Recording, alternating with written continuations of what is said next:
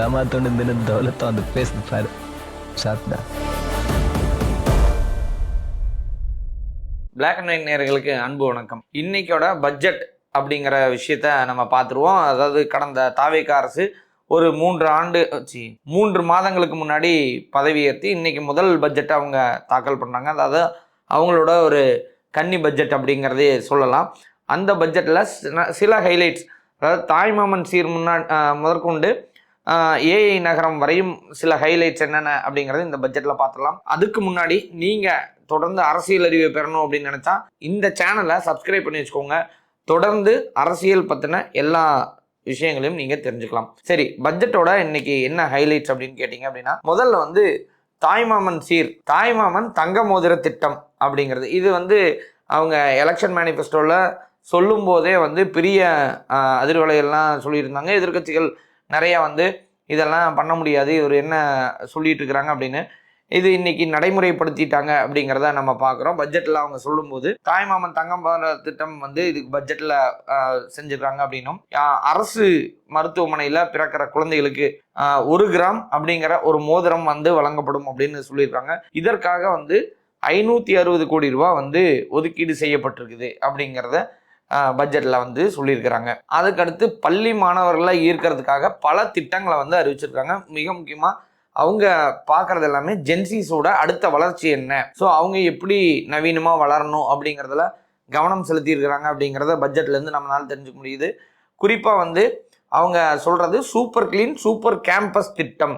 ஏன் ப்ரைவேட் ஸ்கூல்ஸ்லாம் நிறைய இன்றைக்கி டெவலப் ஆகிட்டே இருக்குது அப்படின்னா, இந்த சூப்பர் கிளீனும் சூப்பர் கேம்பஸ் அப்படிங்கிற ஒரு விஷயத்துக்காக தான். அதை ஏன் இன்னைக்கு கவர்மெண்ட் ஸ்கூல்ஸ்லேயே கொண்டு வரக்கூடாது, கவர்மெண்ட் எய்டட் ஸ்கூல்ஸில் கொண்டு வரக்கூடாது அப்படின்னு கவர்மெண்ட் என்ன பண்ணியிருக்காங்க அப்படின்னா, அதில் 24 மணி நேரமும் மானிட்டர் செய்யக்கூடிய சிசிடிவி. ஸோ அது போக மிக முக்கியமாக தூய்மையாக இருக்கக்கூடியது என்ன அப்படின்னா, அங்கே இருக்கிற water facility plus bathroom. So இங்கே இன்றைக்கி நிறையா கல்விகளில், அதாவது பள்ளிகளில், பொதுவாக அரசு பள்ளிகளில் பாத்ரூம் க்ளீனாக இல்லாமல், இல்லாட்டி ஏதாவது ஒரு பிரின்ஸிபலை பாத்ரூமை க்ளீன் பண்ண சொல்கிற மாதிரி இருக்கிற வீடியோ, அது சார்ந்த கம்ப்ளைண்ட்ஸ் இன்றைக்கி நிறையா பார்த்துக்கிட்டு இருக்கிறோம்.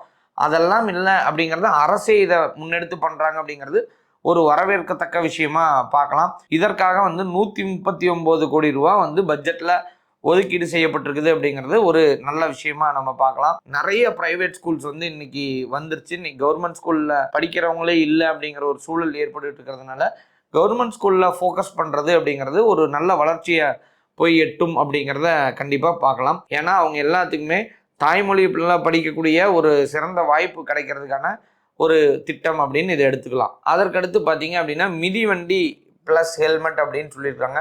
மிதிவண்டி கடந்த ஆட்சியிலேருந்து எல்லாருமே கொடுத்துட்டு இருக்கிறதா, ஜெயலலிதா அவர்கள்லேருந்து கருணாநிதி அவர்கள்லேருந்து ப்ளஸ் ஸ்டாலின் அரசு வந்தப்போ முதற்கொண்டு எல்லாமே கொடுத்துக்கிட்டு இருந்ததா. இவங்க என்ன கூடுதலாக பட்ஜெட்டில் சொல்லியிருக்கிறாங்க அப்படின்னா, நாங்களும் மிதிவண்டி தான் தர்றோம், ப்ளஸ் அவங்களுக்கான ஹெல்மெட் ப்ளஸ் வாட்டர் பாட்டில் நாங்கள் தர்றோம் அப்படின்னு சொல்லியிருக்காங்க. இது அரசு மற்றும் அரசு நிதியுதவி பெறும் பள்ளிகளில் படிக்கும் அனைவருக்கும் இது வழங்கப்படும் அப்படின்னு சொல்லியிருக்காங்க. இதற்காக 277 கோடி ரூபா இவங்க பட்ஜெட்டில் ஒதுக்கீடு செய்யப்பட்டிருக்கிறாங்க அப்படிங்கிறது ஒரு நல்ல விஷயம்.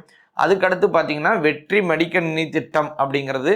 சரி, மடிக்கணினி திட்டம் அப்படிங்கிறதுக்காக அதிகப்படியான தொகையை ஒதுக்கீடு செஞ்சுருக்காங்க. குறிப்பாக 2000 கோடி ரூபா இதுக்கு ஒதுக்கீடு செஞ்சுருக்காங்க. நிறைய ஆட்சிகளில் பார்ப்போம் இந்த திட்டம் வெறும் சும்மா பேரளவில் ஒரு 10,000 பேர்த்து கொடுக்கறது, ஒரு 4,000 பேர்த்து கொடுத்துட்டு ஒரு ஃபோட்டோ எடுத்துட்டு அதோட இந்த திட்டம் அறிமுகம் செஞ்சாச்சு, மீதி எல்லாம் வெயிட்டிங் லிஸ்ட்டில் இருக்குது அப்படிங்கிறப்ப ஆட்சி மாற்றம் ஏற்பட்டுரும். அந்த திட்டமும் செயல்பாடு இல்லாமல் காணா போகிறத நம்ம பார்த்துருப்போம். இவங்க முதல் பட்ஜெட்லேயே இதுக்காக ஒரு 2000 கோடி ரூபா கவனம் செலுத்தியிருக்கிறாங்க அப்படிங்கிறது ஒரு நல்ல விஷயம் அப்படிங்கிறத பார்க்கப்படுது. அடுத்தது ஏஐ மையங்களாக நிறையா கொண்டு வந்திருக்காங்க. ஏஐ நகரங்கள் உருவாக்குறதா சொல்லியிருக்கிறாங்க. அதில் குறிப்பாக ஏஐ தொழிற்பயிற்சி நிலையங்கள் கொண்டு வரதா சொல்லியிருக்காங்க. அதுக்காக ஒரு 10 கோடி ரூபா ஒதுக்கீடு செய்யப்பட்டிருக்கிறாங்க. அதில் செயற்கை நுண்ணறிவு ப்ளஸ் இயந்திரவழி கற்றல் மிக முக்கிய இதாக இருக்கும் அப்படின்னு சொல்லியிருக்கிறாங்க. அதுக்கடுத்து ஏஐ எக்கானமி மிஷன் என்ன அப்படின்னா, இளைஞர்களுக்கான ஒரு ஏஐ பயிற்சி கொடுக்கப்படும். அதுவும் 2031ஆம் ஆண்டுக்குள்ள பொறியியல் கல்லூரிகள், பாலிடெக்னிக் கல்லூரிகள் மற்றும் தொழிற்பயிற்சி நிலையங்களில் பயிலும் 5 லட்சம் இளைஞர்களுக்கு செயற்கை நுண்ணறிவு திறன் பயிற்சி அளிக்கப்படும் அப்படின்னு இருக்காங்க. ஏன்னா இப்ப எல்லாத்துக்குமே தெரிஞ்ச விஷயம் ஏஐ வேர்ல்டு வந்து கிரியேட் ஆயிடுச்சு. ஒரு மொபைல் ரிலீஸ் ஆச்சுன்னா கூடவே ஏஐ அப்படிங்கிற ஆப்ஷன் இல்லாம வர்றதுல போட்டோ எடுக்கிறதுல இருந்து எல்லா பக்கம் ஏஐயோட இம்பாக்ட் ஜாஸ்தியா இருக்கிறதுனால அதை கல்வியிலேயே கொண்டு வரணும்னு இதுக்கு முக்கியத்துவம் கொடுத்துருக்குறாங்க.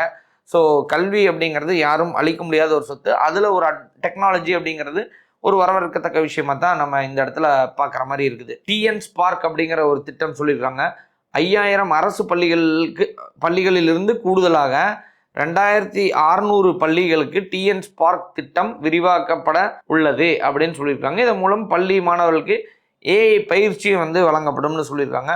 அறிவகம் ஏஐ நகரம் அப்படிங்கிறத சொல்லியிருக்காங்க. இதுக்கு என்னென்ன பாசிபிலிட்டிஸ் இருக்குது, ஒரு ஏஐ நகரம் உருவாக்கப்பட்டால் நிறையா விஷயங்கள் உள்ளே வரும், நிறையா பேர் வந்து இங்கே கொண்டு வருவாங்க அப்படிங்கிறதுக்காக அதற்கான ஆய்வுக்கு சாத்தியமா அப்படிங்கிறத ஒரு 5 கோடி ரூபா ஒதுக்கீடு செஞ்சு இதுக்கு அந்த ஆய்வுக்கு சாதகமாக இருக்குதா அப்படிங்கிறத பார்க்கறதுக்கு பண்ணியிருக்காங்க. அதுக்கடுத்தது பெருசாக பார்த்தீங்க அப்படின்னா தமிழ் பெருந்திரள் மொழி மாதிரி அப்படிங்கிற ஒரு ஏஐ உருவாக்கம் பண்ணுறத செஞ்சுருக்கிறாங்க. இதில் என்ன அதிகாரப்பூர்வமாக அரசு அதிகாரப்பூர்வ தொடர்புகளில் ஏஐ மொழி தொழில்நுட்பம் முன்னணி பல்கலைக்கழகங்களுடன் இணைந்து தமிழுக்காக ஏஐ மாதிரி உருவாக்கம் செய்யப்படும் அப்படின்னு சொல்லியிருக்காங்க. பெண்களுக்கான திட்டங்கள் பல விஷயங்கள் கொடுத்துருக்காங்க. அதில் மிக முக்கியமாக பார்த்தீங்க அப்படின்னா மண்ணின் மகள் திட்டம் அப்படிங்கிறது. இதில் வந்து பார்த்தீங்க அப்படின்னா ஆதி திராவிடர் மற்றும் பழங்குடியின விவசாய தொழிலாளர்களை நில உரிமைகளுக்காக மாற்றும் நோக்குடன் பெண்களுக்கு முன்னுரிமை கொடுக்கப்பட உள்ளது. முத்திரை தாள் வரி மற்றும் பதிவு கட்டணத்தில் முழு விலக்கு அளிக்கப்படும். விவசாயம் செய்திட நவீன தொழில்நுட்பம் பயிற்சி அளிக்கப்படும்னு சொல்லியிருக்கிறாங்க. இதற்காக ஒரு 20 கோடி ரூபா வந்து பட்ஜெட் ஒதுக்கீடு செஞ்சிருக்காங்க.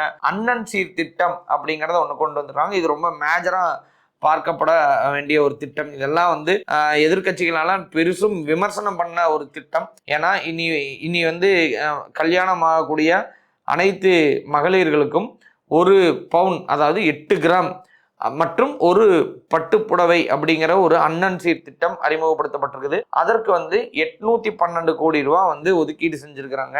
அதுக்கு அடுத்தது வந்து தாய் கேர் திட்டம் அப்படிங்கிறதுக்கு 23 கோடி ரூபா வந்து ஒதுக்கீடு செஞ்சிருக்காங்க. ஸோ தாய் கேர் திட்டம் அப்படிங்கிற கருவுற்ற பெண்களுக்கு சேவை மற்றும் உதவி மையங்கள் மாநிலம் முழுவதும் அமைக்கப்படும் அப்படின்னு சொல்லியிருக்காங்க.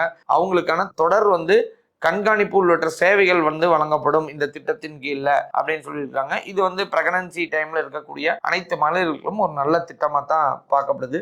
சரி, மகளிருக்கு இளைஞர்களுக்கு பள்ளி மாணவர்களுக்குன்னு கொடுத்த மாதிரி மூத்த குடிமக்களுக்கும் திட்டங்கள் வந்து விரிவாக்கமும் பிளஸ் வந்து புதுப்பிக்கவும் செஞ்சிருக்கிறாங்க.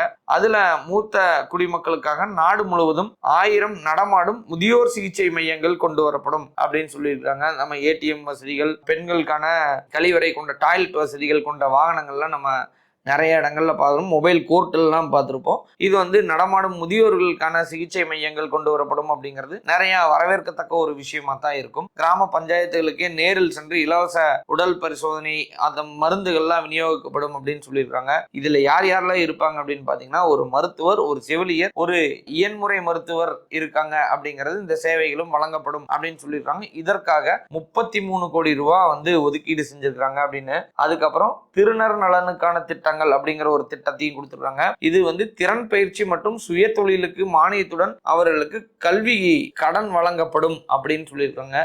அதுக்கு மேல அடுத்ததா வந்து கூவத்தை சுத்தம் செய்யறதுக்கு வந்து திட்டங்கள் வந்து சொல்லியிருக்காங்க.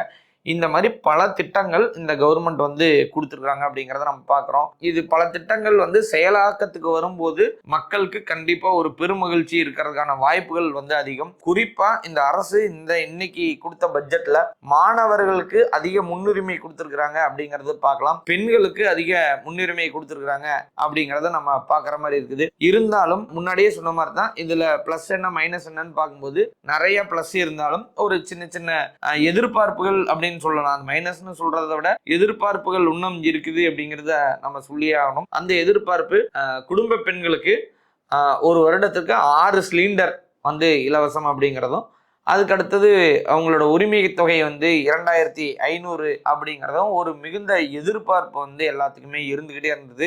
அந்த எதிர்பார்ப்பு இந்த பட்ஜெட்ல எதிர்பார்த்தவங்களுக்கு இல்லை அப்படின்னும் சில நாட்களுக்கு முன்னாடி அவர் பதவி இருக்கும்போது சொன்னதுதான்.